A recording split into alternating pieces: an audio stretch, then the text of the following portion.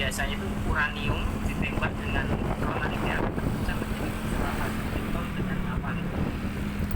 Nah, unsur ini kan tidak stabil, nah itu menjadi radiation yang itu. Jadi di dalam reaktor itu ada unsur tertentu yang ditembak dengan neutron. Ini ya suatu unsur yang disebut radiational atau radioaktif. Jika unsur tersebut dapat memancarkan radiasi, radiasi kan ada alfa, beta, gamma.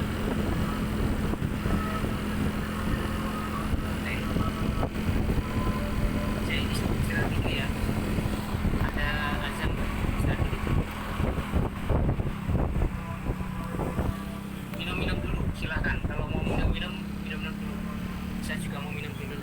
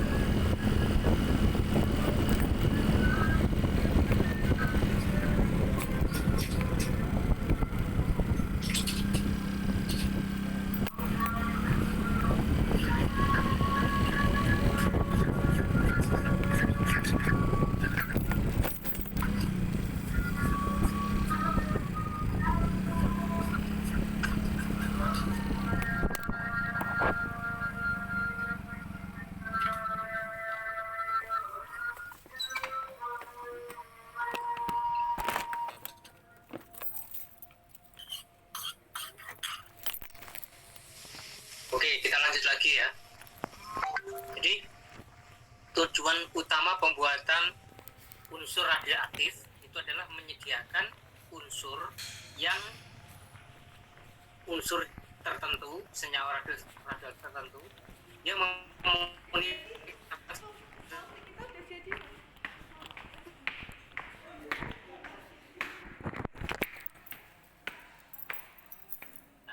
atau membuat unsur radioaktif yang khusus memancarkan partikel beta.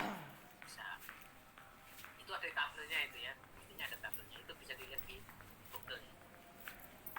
Nah, produksi isotop ada dua cara, yaitu tanpa neutron atau dengan neutron. Nah, yang di sini yang dibahas adalah dengan neutron ya. Neutron ditembakkan ke unsur tertentu, maka nanti unsur itu menjadi radioisotop bersifat reaktif.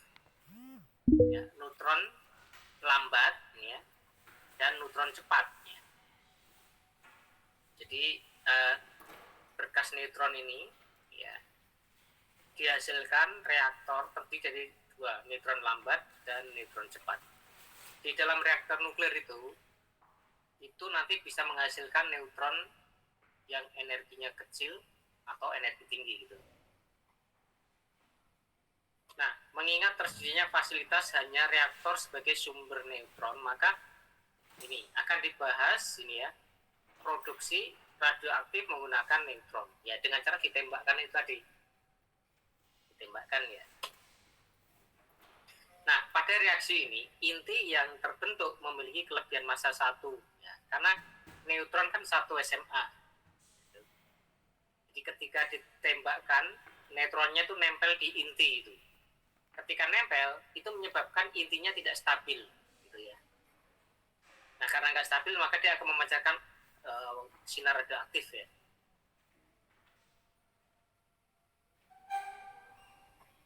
Oke, nah kalau misalnya ya ada inti yang bisa memancarkan 3 radioaktif, 3 sinar sekaligus, alfa, beta, gamma, maka itu nanti justru kita akan kesulitan. Kesulitannya apa? Memisahkan radioaktif yang memancarkan sinar alfa sendiri atau gamma sendiri atau beta sendiri itu sulit. Jadi harus mencari unsur yang ketika ditembak dengan part neutron, dia akan menjadi memancarkan sinar tertentu, sinar radioaktif tertentu. Itu ya. Jadi itulah tekniknya. Nah, ini ya. Dalam reaksi ini terbentuk nuklida yang berlainan sehingga mudah untuk dipisahkan. Ini kalau dia tersendiri-sendiri maka mudah dipisahkan ya. Artinya dia memancarkan sendiri-sendiri gitu loh, gamma sendiri, alfa sendiri. Nah, ini reaksi neutron proton ya. Kalau ini neutron alfa, ini kayaknya ini reaksinya ini ya, reaksi neutron menghasilkan gamma, ini maksudnya ini ya, melepaskan sinar gamma ya. Jadi inti terbentuk, nah, maka melepaskan sinar gamma. Ini yang sinar gamma. Terus yang ini, kalau ini itu beta ya, terbentuk. Ini kok P apa ya, mestinya ini kalau reaksi neutron dengan proton ini nggak jelas ini maksudnya ini ya. Dalam reaksi ini nuklida dihasilkan berupa radioisotop bebas, pengembangan mudah dipisahkan. Terbentuk dari berlainan sehingga mudah dipisahkan. Nah, ini maksudnya mudah dipisahkan ya. Ini pada inti yang terbentuk memiliki kelebihan massa 1 SMA dibandingkan dengan ini semula dan melepaskan. Nah, karena ini tidak stabil merupakan sinar gamma, karena hasil reaksi menggunakan isotop dari sesar, maka terdapat kesulitan untuk memisahkan.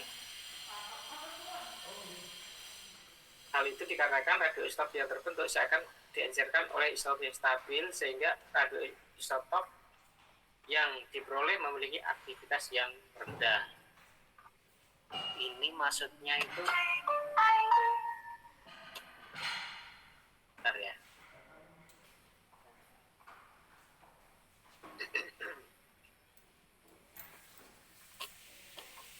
Ini maksudnya reaksi neutron dengan sinar gamma.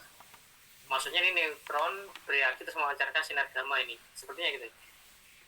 Ini ada salah ketik ya. Ini tang itu apa? Yang mestinya ya. Yang radioisotop yang diperoleh gitu ya. Ini ya. Ini mestinya gamma, beta, alfa ini. Mestinya loh. Oke, lanjut lagi ya.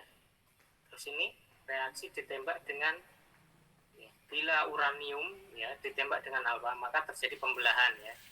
Hasil pembelahan ini banyak diperoleh isotop sebagai hasil samping. Dengan daya reaktor tinggi, fisi, ini reaksi fisi ya, F berarti fisi mestinya, fisi.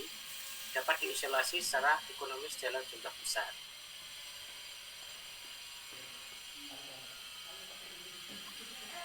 Ini reaksi pembelahan ini ya. Kalau saya lihat ini berarti ada F di sini, berarti pembelahan. Reaksi unsur yang besar, masanya besar ditembak dengan neutron, dia akan terbelah menjadi dua unsur yang kecil-kecil. Itu.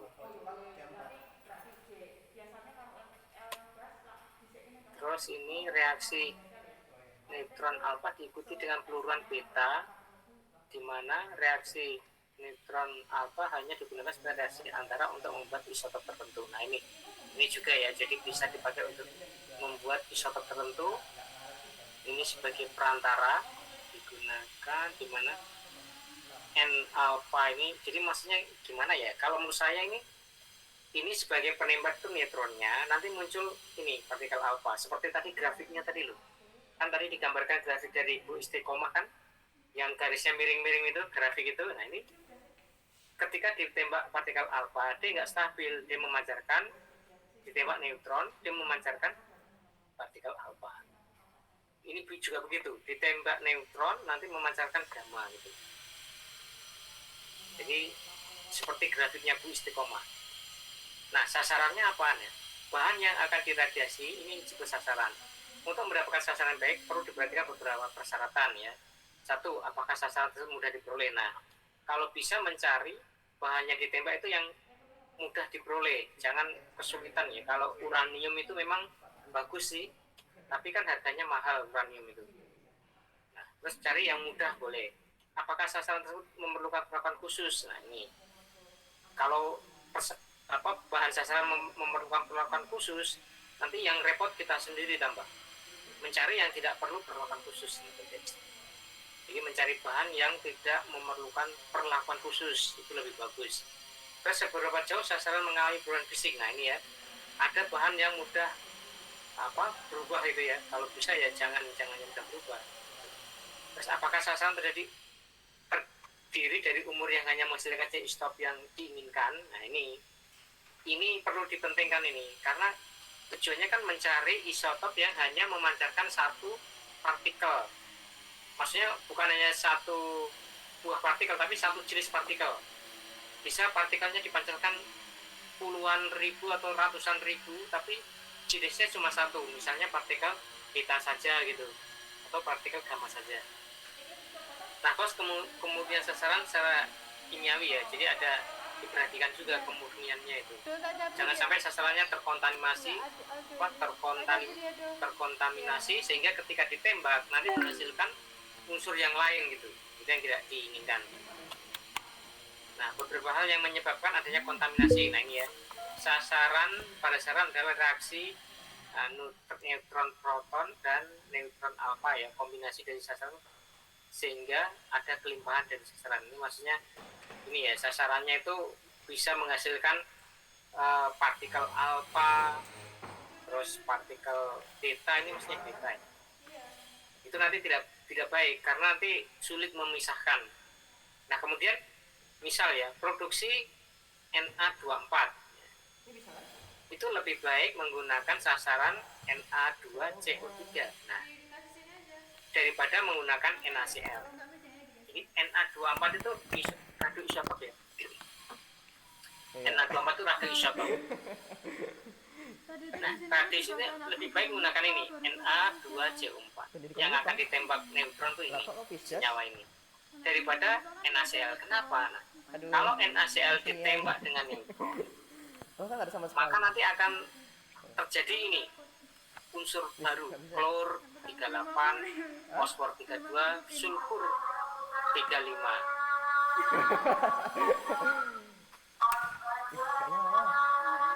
Nah, kalau terjadi 3 unsur, nanti akan menyulitkan kita. Menyulitkan kita apa? Untuk memisahkan ini, hasil unsur ini kan akan sulit. Nanti dipisahkannya sulit. Jadi, kalau ditembak dengan ini, tembak Na ditembak dengan neutron, kalau Na2CO2 ditembak neutron, nanti hasilnya adalah unsur ini.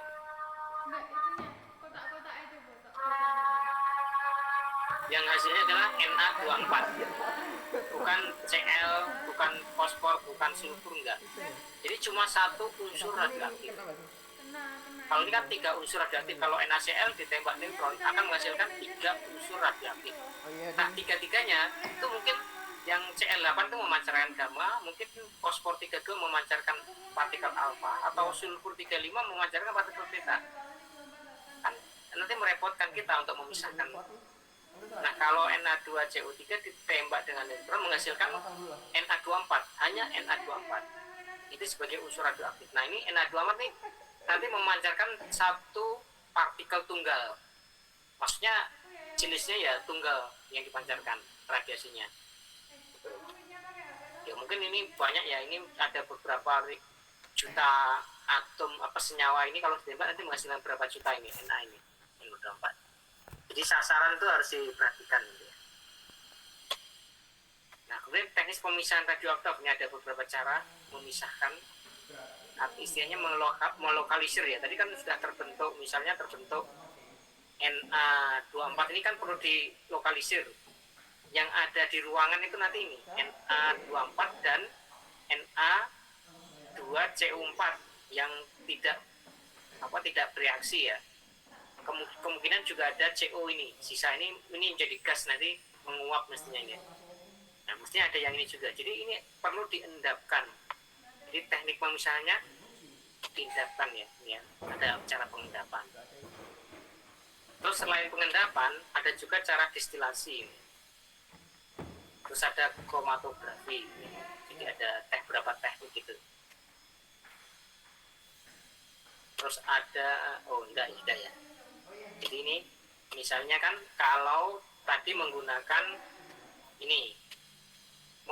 NaCl ya, nanti di dalam chamber atau ruangannya itu ada klor, ada fosfor, ada ini kalau misahkannya sulit ini karena ada 3 jenis ini sulit dipisahkan.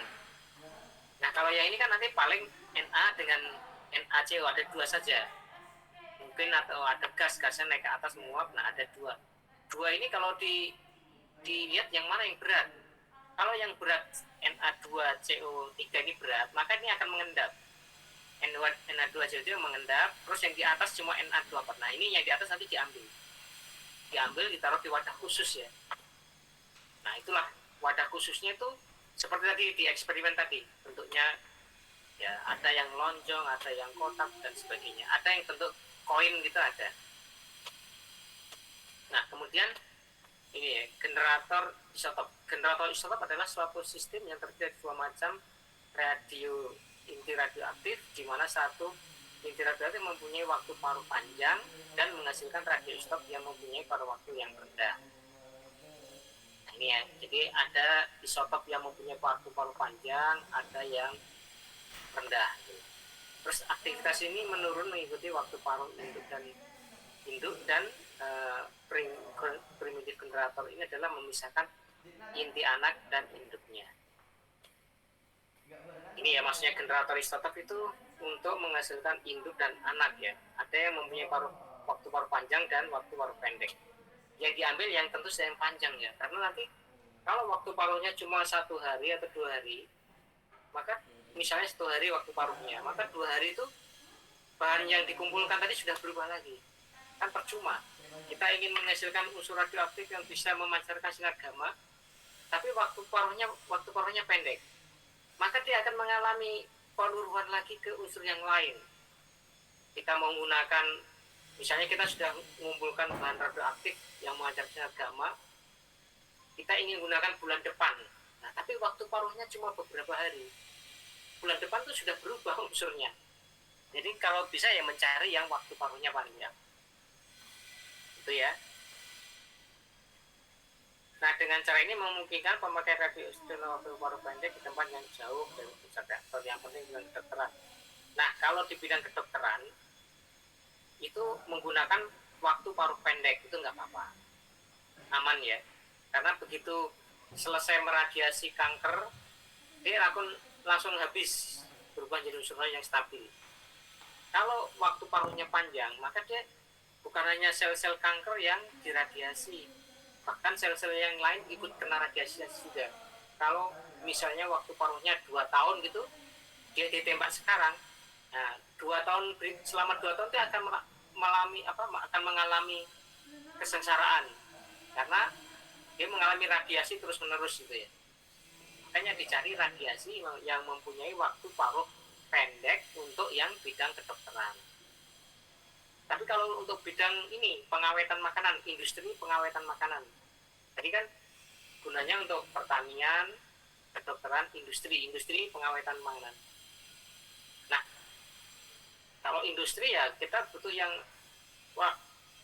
waktu paruhnya panjang ya, karena nanti misalnya selama 1 bulan penuh itu banyak produk yang akan disterilkan gitu. Jadi nggak harus selalu mengganti bahan radioaktif. Kalau cuma waktu paruhnya pendek kan mungkin setiap hari diganti atau setiap minggu diganti, itu kan membuang tenaga dan waktu juga biaya. Jadi tergantung ya jenis apa yang kita pakai gitu. Nah, kemudian pengawasan kualitas. Nah, ini pengawasan kualitas dan kemurnian itu sangat penting ya. Untuk radiasi itu, radioaktif yang bahan radioaktif itu perlu ditempatkan di tempat khusus sehingga supaya tidak terkontaminasi. Jadi setiap persyaratan kemurnian tiap negara itu berbeda juga ya.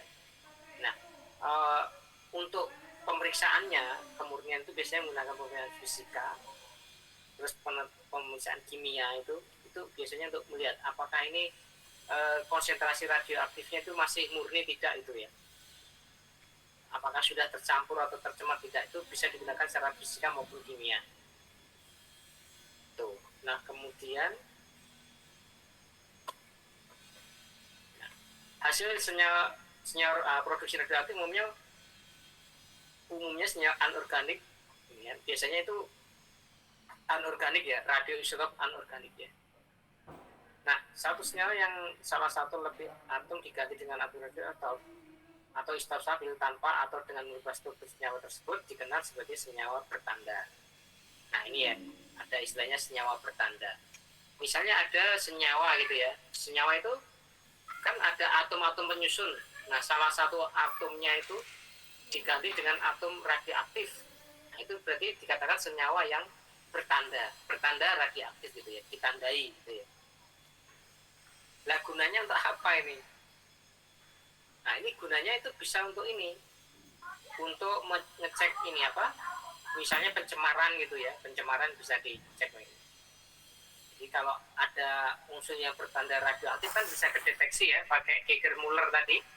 Oh, ini berarti senyawanya mengandung radioaktif. Bisa nanti kalau mengecek ini pencemaran atau aliran di pipa ini bocor tidak, itu kan bisa ketahuan pakai senyawa yang bertanda ini. Ya, senyawa ini banyak digunakan untuk keperluan pertanian dan kedokteran gitu ya. Beberapa kriteria tertentu diperlukan pada penggunaan rasio dan ini ya, unsur radioaktif harus mempunyai paruh pendek ini ya. Ini kalau di kedokteran ini unsur radioaktif harus mempunyai waktu paruh pendek. Terus diutamakan inti radioaktif pemancar gamma berenergi rendah. Nah, ini kalau untuk kedokteran juga selain waktu paruhnya pendek, radiasi gamanya harus berenergi rendah. Karena kalau energinya tinggi, dia tidak hanya membunuh sel kanker, tapi juga membunuh sel-sel yang sehat gitu. Terus ini lagi prosedur penandaan harus sederhana. Ya, prosedur penandaan itu harus sederhana. Dengan cara dialirkan ke aliran darah, nanti akan sampai ke sel kanker. Nah, nanti akan ketahuan nanti. Oh, ini sel kankernya seperti apa? Nanti kan sudah dideteksi itu. Ini menggunakan ini penandaannya ini harus sederhana. Oke, terus produksi sumbernya tertutup. Nah, ini ya. Pada radio dengan sumber tertutup, radiasi dipancarkan sangat diutamakan. Jenis ini terutama gunakan untuk industri ya, radiografi atau terapi dalam kedokteran. Ini sumbernya harus tertutup ya. Bahan wadah radioaktifnya itu harus tertutup. Radiasi dipancarkan oleh sumber tertutup harus dapat memenuhi tujuan termasuk misalnya intensitas dan keseragaman radiasi. Di wadahnya itu harus diusahakan yang tertutup ya, supaya nggak tercemar udara atau apa gitu. Bahan pelindung sumber harus tahan terhadap pengaruh lingkungan. Nah, ini ya, jadi pelindung tempat zat radioaktifnya itu harus benar-benar kokoh. Kalau di lab pusat itu bentuknya itu seperti koin. Koinnya gini, jadi ada kayak apa ya, resin gitu, zat radioaktif ditempatkan di tempat apa kayak koin gitu, terus ditutup dengan resin. Nah, walaupun ditutup dengan resin, dia tetap memancarkan radioaktif. Oke, ini sudah selesai ya, slide-nya. Itu adalah memproduksinya. Nah, sekarang kita masuk ke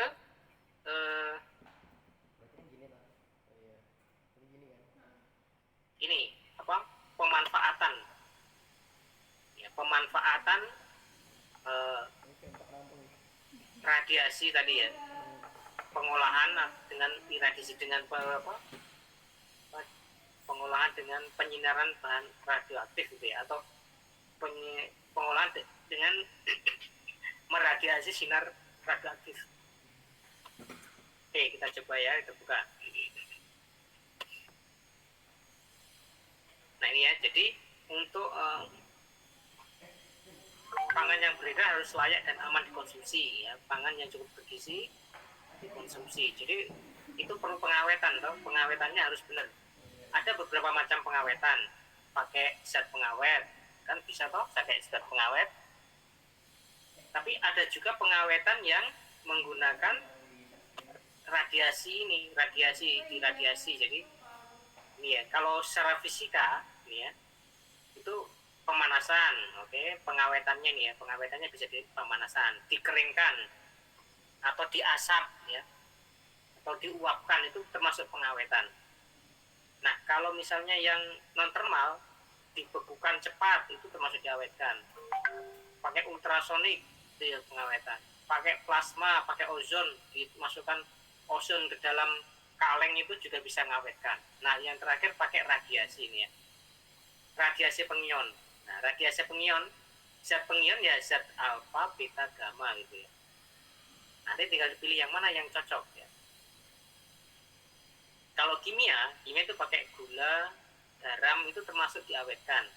Pakai benzoat, natrium benzoat itu pengawet makanan ya. Misalnya untuk buat apa, minuman tuh biasanya pakai ini, natrium benzoat. Terus bahan pengawet, nah itu termasuk pengawetan.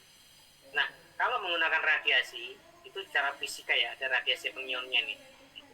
Contohnya gini, kalau buah-buahan kan kalau direbus, dipanaskan secara pemanasan rebus ini kan vitaminnya hilang ya, habis nanti vitaminnya itu hilang.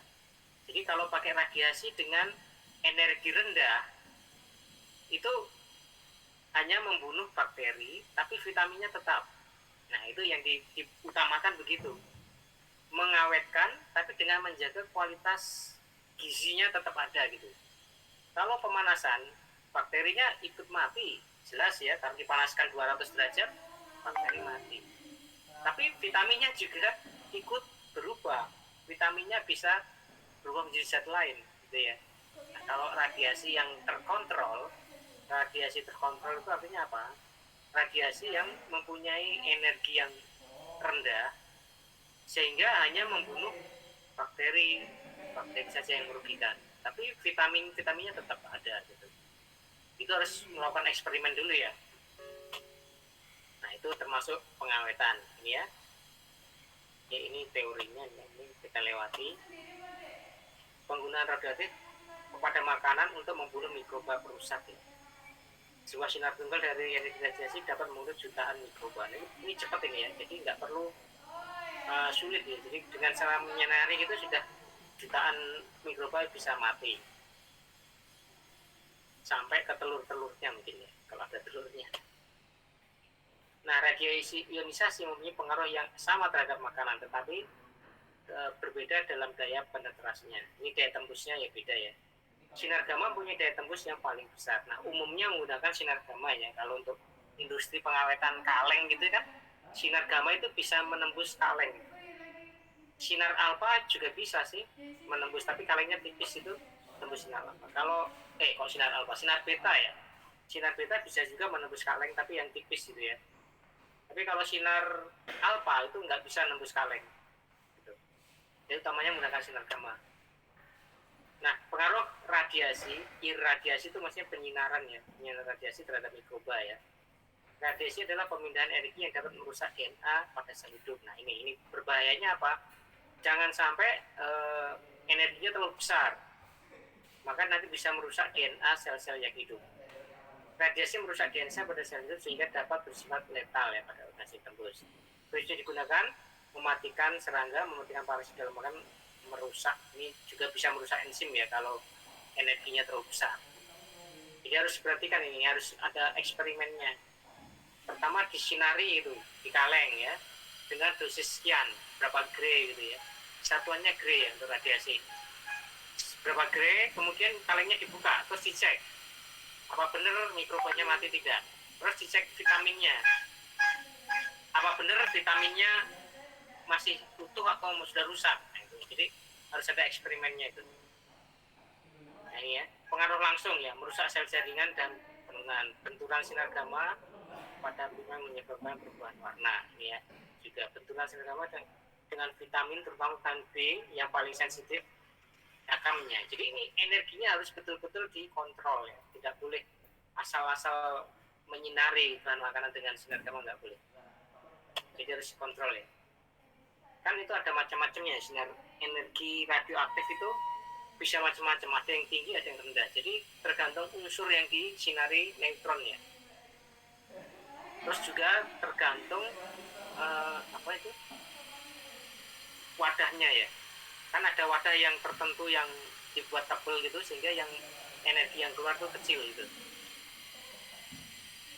Ini cara irradiasi mempunyai prospek yang baik apabila dapat dilakukan secara ekonomis ya. Dikemas itu bisa dikemas. Irradiasi menghasilkan perubahan kimiawi bahan makanan dapat menyebabkan perubahan komposisi ini tidak diharapkan. Sifat dari benturan tersebut komposisi gizi, radiasi, faktor suhu ada tidak udaranya juga ini ya. Kalau kalengnya ada udaranya bisa mempengaruhi juga ya. Mestinya harus ketika diradiasi itu isi kaleng itu penuh. Penuhnya gimana ya? Dikasih air gitu. Buah-buahan, nggak hanya buah-buahan, tapi ditambahi air. Oke, nah lanjut lagi ya. Ini sudah. Ini ya. Aplikasi komoditas perikanan dengan irradiasi. Vitamin sangat sensitif terhadap radiasi. Dengan menggunakan dosis rata-rata sampai 10 kg, 10 kg tidak terjadi pengurangan nilai gizi makanan. Nah ini ya, ingat ya 10 gray, sekitar rata-rata 10 gray. Kalau lebih dari 10 gray, nilai gizinya bisa rusak gitu ya. Gitu. Bila digunakan dosis yang rendah, beberapa jenis mikroba ternyata masih tetap hidup. Nah ini juga jangan terlalu rendah. Kalau terlalu rendah, beberapa jenis bakteri masih hidup. Jadi harus di tengah-tengah, tidak terlalu tinggi dan tidak terlalu rendah gitu. Ini contohnya 10 kg ini ya. Aplikasi reirradiasi rempah dan jamu ya. Komoditi ekspor rempah dari Indonesia banyak ditolak di pasaran luar negeri karena apa? Terkontaminasi kapang bakteri yang melebihi batas persyaratan. Nah ini karena apa? Komoditas rempah dari Indonesia dan jamu itu ketika diekspor itu tidak disinari sinar gamma, tapi cuma ditutup di wadah gitu terus dikirim. Hal ini bisa diatasi, ini bisa diatasi dengan cara menggunakan sinar gamma untuk membunuh ini bakteri atau kapang nih. Keuntungan sinar gamma apa? Keuntungannya tidak meninggalkan residu kimia, tidak mempengaruhi mutu rempah atau jamu. Proses berlangsung singkat ya. Kemasan terakhir pun bisa diradiasi kemudian dipasarkan. Ini sudah digunakan di negara-negara maju gitu ya. Indonesia masih terbatas gitu. Nah ini jadi cara mengatasinya supaya produk yang dikirim tuh bakterinya hilang ya di sinar gamma gitu. Oke, nah ini ya keunggulannya ini ya, keunggulan menggunakan radiasi. Kelemahannya ini ya, investasi awal tinggi, perlu sosialisasi efektif dan efisien. Ini investasi tinggi itu karena apa? Harus ada reaktor nuklirnya itu loh. Itu mahal itu ya, reaktor nuklirnya. Keberadaan sumber terbatas. Ya ini ke apa? Ke Jogja, terus yang mau di ini apa? Nanti di sana apa? Di Jogja itu nanti minta bahan radioaktifnya gitu. Jadi bukan minta ya, beli bahan radioaktif di reaktor nuklirnya itu kan mereka sudah menyiapkan itu, tinggal dibeli terus dibawa ke perusahaan dipakai untuk menyinari gitu ya. Ini keunggulannya banyak ini ya, kerugiannya ada 3, keunggulannya ada 7, jadi lebih banyak kegunaannya ya daripada kerugiannya, banyak keunggulan daripada kerugian. Tapi dengan ini dengan cara-cara yang radiasinya yang tertentu ya. Sebentar.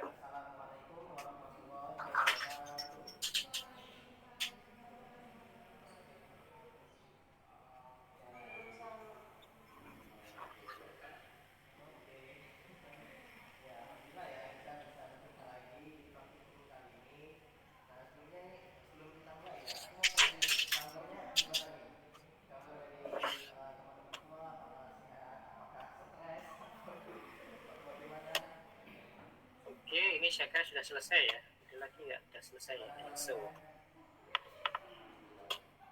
Oke, ada lagi yang saya mau buka nih. Satu lagi nih, pengendalian mikroba ini.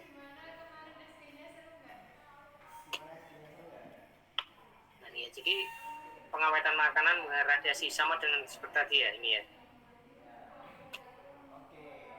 Jadi banyak ini digunakan ini ya. Ya ini harus tipe radiasiannya ini harus tertentu. Terus ini juga panjang gelombangnya tertentu. Semakin pendek panjang gelombang, artinya semakin tinggi frekuensinya, maka semakin merusak mikroorganisme, semakin merusak ini ya, bahan membunuh ya membunuh bakteri ya, tapi ya bahan yang lain juga bisa rusak. Jadi harus tertentu ya. Biasanya spektrumnya ini ada yang paling tinggi apa ini? Yang paling tinggi itu sinar kosmis ya, energi paling tinggi, terus sinar gamma, terus sinar X, sinar ultraviolet, cahaya tampak, terus sinar inframerah, ini di sini inframerah, terus ini adalah microwave, terus gelombang TV, terus gelombang FM, terus gelombang radio. Ini radio, bendanya radio.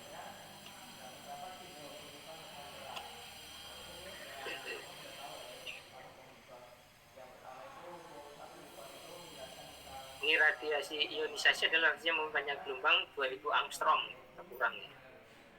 Mempunyai cukup energi untuk mengionisasi molekul, membunuh tanpa menaikkan suhu yang nyata, membunuh bakteri atau membunuh mikroorganisme tanpa menyebabkan suhunya naik. Nah kemudian ini Roentgen, sinar X ini ya, ini Curie itu ada satuannya untuk zat radioaktif. Rad itu adalah satuan radiasi ekuivalen dengan penyerapan 10 X per gram bahan. Nah yang penting bagi pengolahan bahan antara gelombang mikro, sinar ultraviolet, sinar X, sinar gamma. Ini makin ke bawah energinya makin besar ya. Bisa menggunakan sinar X untuk pengawetan bahan, bisa. Ini karakteristik sinar ya. Ini ultraviolet, sinar beta. Ini ultraviolet bersifat bakterisidal ya, diserap oleh protein. Terjadi perubahan fotokimia menyebabkan kematian sel, mutasi letal, kemampuan konsentrasi rendah. Ini sinar ultraviolet itu sinar yang permukaan, jadi daya tembusnya kecil, hanya bisa sampai di kulit. Nah, kulit manusia itu kalau kena sinar ultraviolet itu bisa kosong ya, jadi kecil daya tembusnya. Tapi ini juga lumayan juga ya, bisa merubah itu. Terus sinar beta merupakan elektron, ultraviolet itu foton ya, ini beta itu elektron. Serupa dengan sinar katoda, kemampuan penetrasi rendah juga. Terus sinar gamma ini ya, merupakan radiasi elektromagnetik, ini termasuk foton juga ya, dipancarkan dari inti yang terekstasi. Contohnya ini kobalt 60 atau cesium 137 ini khusus memancarkan sinar gamma. Murah ya, murah, kok bisa murah ya, padahal menggunakan reaktor nuklir ini. Terus kemampuan penetrasinya sangat baik, ini harus menggunakan reaktor nuklir untuk membuatnya ini. Terus sinar X ya, diperoleh dengan bombardir logam berat dengan elektron, sifatnya hampir sama dengan sinar gamma. Ini sinar X itu punya daya tembus yang lumayan besar juga ya, yaitu di bawahnya sinar gamma. Terus gelombang mikro ya, terletak antara sinar inframerah dengan gelombang radio. Ini kegunaannya untuk apa? Untuk masak ya. Dengan gelombang mikro itu bisa memanaskan makanan gitu ya. Bahan makanan bermuatan elektrik netral ditempatkan pada medan elektromagnetik. Molekul asimetris yang bermuatan akan berosilasi. Nah, ketika berosilasinya suhunya meningkat. Gesekan antar molekul akan menyebabkan panas. Karena berosilasi kan terjadi gesekan.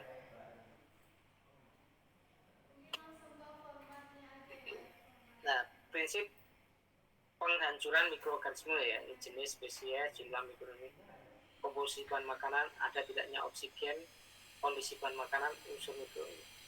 Ini unsur umur mikroorganisme gimana, dosis radiasi yang berbagai apa sih dapat jadi gambar ya. Jadi ada dosisnya tertentu ya. Nah ini contohnya nih. Kalau ini dalam bentuk rad ya, tadi kan ada rad, dosisnya kan ada satuannya rad tadi. Ada kuri, ada rad. Nah ini. Jadi untuk membunuh virus ini ya sekitar ini 10 juta rad, menghancurkan enzim, menonaktifkan enzim ya sekitar ini di atas ini.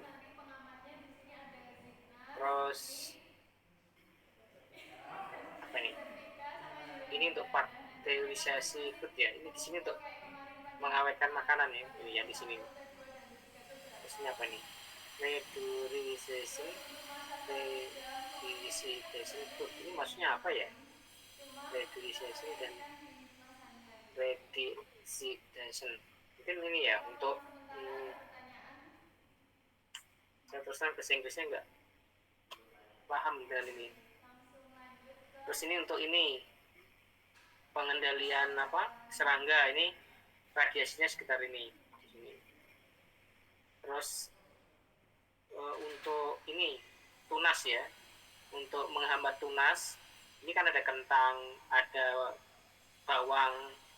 Kentang bawang sebelum dikirim ke luar negeri itu tunasnya dihambat, disinari dulu dengan sinar gamma, sinarnya apa, tunasnya dihambat sehingga ketika dikemas di dalam kotak-kotak kemas itu dia tidak tumbuh, tunasnya nggak tumbuh.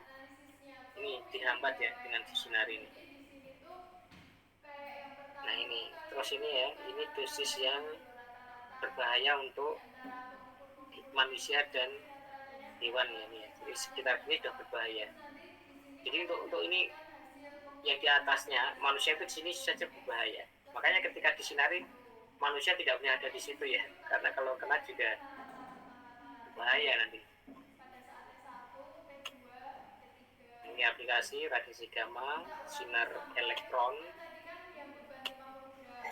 Pak, mohon maaf izin masuk. Waktu perkuliahan fisika intinya sudah selesai Pak, di jam 3 lewat 10. Oh iya, sudah selesai ya. Oke. Ini sebenarnya kurang sedikit ini apanya, itu materinya tadi. Apa saya tuntaskan sedikit ya, mungkin 3 menit selesai, 2 menit atau 3 menit. Ini yang tadi ini kan tinggal sedikit ini. Ya, pengaruh radiasi terhadap makanan ini ya. Kalau ada air, jadi kalau mau diradiasi airnya dihilangkan ini ya, karena mengandung ini bisa jadi hidroksida yang berbahaya. Tapi kalau bahan makanan berarti nggak dikasih air ya, di apa, oksigennya itu dihilangkan, airnya juga dihilangkan itu ya, dalam bentuk apa, kayak kalau makanan di ruang angkasa itu kan oksigennya dihilangkan, airnya dihilangkan sehingga tidak terbentuk ini nanti. Itu terus dibagi T3 main ini V2 stabilitas makanan hasilnya juga, adalah 2 kecepatan. ini membunuh Setelah itu bakteri. dapat kecepatan, Oke, saya kira kita sudah selesai nih ya. mencari percepatan karena Ini di untuk sini kita pasteurisasi ya, untuk hubungannya apa, mencari hubungan antara percepatan menonaktifkan dan kecepatan bakteri tubuh. patogennya itu. Jika Tapi kita cari percepatan seperti yang kita tahu, radioxidation berarti ini ya, jauhnya untuk istilah kecepatan pasteurisasi. dikali dengan waktu. Oke, nanti ini saya Hasilnya kirim lewat WA adalah ya V2 min materinya. V1. Jadi delta V-nya V2 min V1 Saya kirim lewat WA. dibagi delta Kuliahnya V-nya waktunya nilainya udah habis, adalah tapi 1 sebelum per saya 4 tutup, dari T3 apakah min ada V1. pertanyaan? Dan V1 dan V2 itu adalah Silahkan mencari kalau mau delta bertanya. V1 sampai ke Oh, ini V2. rekamannya saya hentikan ya, sebaiknya ya. Sampai di sini dulu Caranya ada hentikan gimana pertanyaan ini? teman-teman? Di stop recording Pak, di titik 3 itu. Dan mungkin yang perkuliahan kemarin itu linknya boleh dikirim nggak Pak? Kalau belum, Oh iya iya. dilanjutin ya Sebentar. kayak Yang kemarin ya. TPN untuk beban 50 gram dilanjutkan ke beban 100 gram dan Linknya itu beban 150 yang ini kemarin juga direkod. Nah, setelah itu Kemarin Bapak juga yang record, masuknya berarti di email Bapak. Oh iya, nanti tak cek email saya ya. yang Saya kasih alamatnya aja ya di Google Drive-nya ya, karena kalau dikirim lewat 100 gram dan itu filenya besar pasti. beban 150 gram. Nah, Kalau Iya dikirim Pak, link Google Drive-nya aja nggak apa-apa. Drive-nya ya, nanti tak dan kasihkan linknya. percepatannya bisa Oke, apakah ada pertanyaan? 2 cm per Kalau nggak ada, kuliahnya saya tutup ya. Nanti tak kirimkan materinya dengan link Google-nya, Google Drive-nya. Oke, apakah ada pertanyaan? Silahkan kalau ada pertanyaan. Kalau nggak ada, ini sudah jam 3.20 ini. Saatnya ditutup ya. Kuliahnya. Waktunya udah habis. Oke, kalau nggak ada, saya tutup sekian. Wassalamualaikum warahmatullahi wabarakatuh. Saya close ya mic-nya. Waalaikumsalam warahmatullahi wabarakatuh. Terima kasih Pak. Terima kasih Pak. Sama-sama. Oke, saya tutup ya.